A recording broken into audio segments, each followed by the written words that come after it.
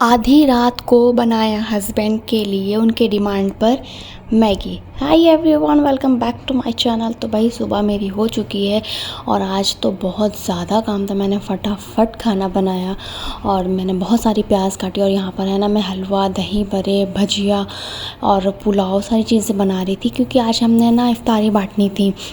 फिर कुछ देर बाद मैंने पारा पड़ा और इफ्तार में मैंने खाई पोहा, चिप्स और फ्रूट चाट खाया। इफ्तार वगैरह सारी चीज़ें हो गई और अभी इस वक्त बज रहा है 11:30 रात का।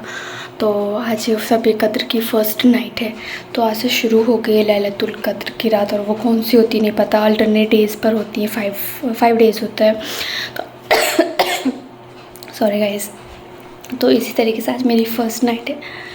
मैं नमाज़ वगैरह सब पढ़ लिया, तस्बीह वगैरह भी हो गया। तो अब मैं चल रही हूँ, थोड़ा सा पारा पढ़ूँगी, फिर उसके बाद कंटिन्यू ज़िक्र रहेगा और फिर पारा, फिर नमाज, फिर तस्बीह वगैरह, ये सारी चीज़ें रहेंगी। तो मैं आपसे शेयर करती रहूँगी। यू कैन सी 11:30 बज रहे हैं। तो अभी मैं चल रही हूँ बस तस्बीह पढ़ने, फिर से वापस से मिलते हैं कुछ देर बाद बने रहे ब्लॉग में। तो भाई कमज़ोरी ना आ जाए ना मुझे, इसके लिए ना मैं ज़बरदस्ती रात में कुछ ना कुछ चीज़ें खाई लेती हूँ। हालांकि मन नहीं था, लेकिन जब मैं कबाब देखती हूँ ना तो मुझे लिटरली कुछ हो जाता है। और घर में हलवा भी बना था, गाजर का हलवा बना था, सूजी का हलवा बना था और मैं इनके लिए भी यहाँ पर कुछ लेकर के आ गई थी। यहाँ पर ये लेटे हुए थे, उधर करके मुँह फ़ोन चला रहे थे। यहाँ मैं अपने लिए खिचड़ी, ये सब्ज़ियाँ, और फिर उसके कुछ देर बाद मैं फिर से पढ़ने लगी। नमाज़ पढ़ी, पारे पढ़े, तस्बीह पढ़ी जितना हो सका। फिर एंड देन उसके बाद है ना कुछ देर बाद मुझे कुछ देर पे याद आ जा रही थी घर वालों की। तो मैं अपने घर वालों से कुछ देर पे, हर 1 घंटे 1.5 घंटे पे फ़ोन लगा के बात कर रही थी। एंड देन उसके बाद मैं हस्बैंड के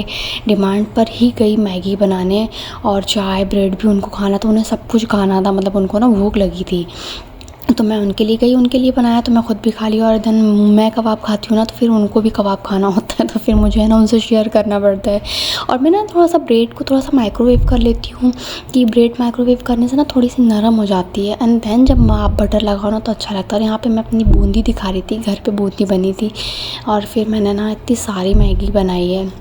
कबाब भी वहाँ पर मैंने 2 कर लिए थे, एक अपने लिए और एक इनके लिए, क्योंकि फिर मुझे ना अपने में से शेयर ना करना पड़े, फिर मुझे ना मज़ा नहीं आता।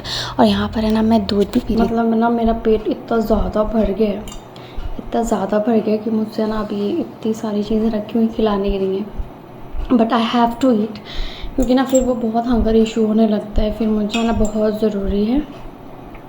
और मैगी बहुत अच्छी बनी है, बहुत टेस्टी बनी है। मैंने इनके हिसाब से, अपने हस्बैंड के हिसाब से मैंने स्पेशली इनके लिए बनाया है, बिल्कुल मतलब बिना मिर्ची का, कम नमक का इनके लिए बनाया था। और इन्होंने थोड़ा मतलब खाए हैं और थोड़ा सा छोड़ भी दिए हैं। मतलब मुझे ऐसा लग रहा था कि अपने हस्बैंड के लिए क्या बना दूँ, वो खा लें।